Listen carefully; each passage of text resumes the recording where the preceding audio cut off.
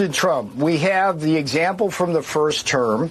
We know that we imposed historically high tariffs on China. We imposed aluminum and steel tariffs. We imposed on washing machines, on solar. And all we got out of that, Shannon, all we got out of that was prosperity and price stability. And the reason why we're not going to see inflation is because the foreigners are going to eat most of it. They have to. We're the biggest market in the world, Shannon. And they have to be here. They have to be here. And so they're going to cut their prices to absorb that. But the bigger picture here is restoring the American manufacturing base. We don't have that. We're an assembly thing. You remember, look, something called the arsenal democracy back in World War II. That was how we beat the Japanese and the Germans with our military might. When Patton went to Berlin, it was with trucks, jeeps, and tanks that were made in the auto plants of the Midwest. And right now, the only thing that looks like the Midwest back then is Mexico.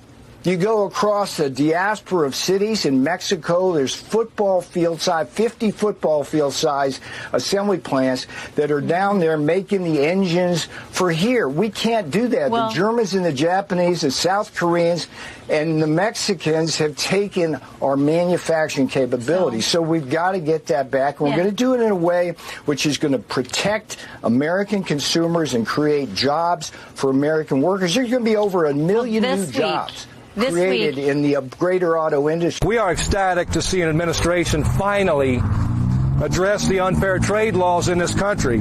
These laws have destroyed the American working class. They've destroyed communities in this country and virtually every state for decades. Peter Navarro and then the president of the UAW, United Auto Workers. There was supposed to be meltdown last week. A financial turbulence, chaos, all of it. A little choppy for a couple of days. Everything's fine by close of market on Friday. Friday was a kind of a down tick, but not the end of the world, folks. A lot of that market that we lost in the week before had come back. Gold's on a run, but that's not because of the tariffs.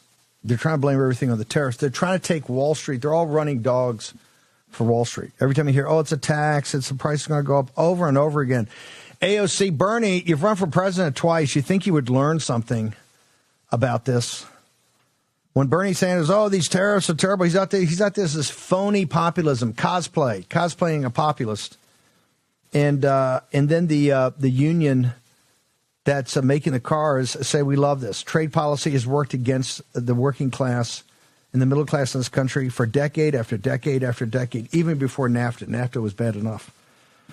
Peter Navarro, let me give you a buried lead. Take your number 2 pencil out. He says we assemble. Because all this sitting there running, oh, we do all this manufacturing. No, we assemble. We do final assembly and then marketing and sales. And then after sales support, marketing support. The actual manufacturing of the high value added components is not done. That's done in Germany still, or they farm it out to Mexico, or they farm it out to to Canada, then bring it here and then assemble. President Trump's saying something quite different. If you don't make it, manufacture it, put it together here in the United States of America, you're going to pay a fee for that, and it makes sense. This is the premium market in the world because of you. Because of you. Not because of the oligarchs, not because of Wall Street, because of you. It's a premium market. You got to pay a price to get into a premium market. And that price does not get paid. By consumers. Did the Chinese goods go up? We put the biggest tariffs ever on China in the first term? No, it did not. Prices in the fall of 19 before the pandemic, we'd already had the tariffs on China. Prices fine, almost no inflation, right? Low interest rates. Wasn't the fall of 2019 kind of nirvana? Blue-collar wages rising faster than white-collar wages. Non-college graduates rising higher than college graduates. The credentialed class finally getting a little push from the middle class and the working class. Seem to be fine. Tariffs are a tool, an economic tool that's in a toolbox that President Trump's going to use. We believe that in a few minutes he's going to sign the the tariff policy of reciprocity, or there's even rumor that it could be 20% across the board, no questions asked, not picking out. He's not going to give any exemptions.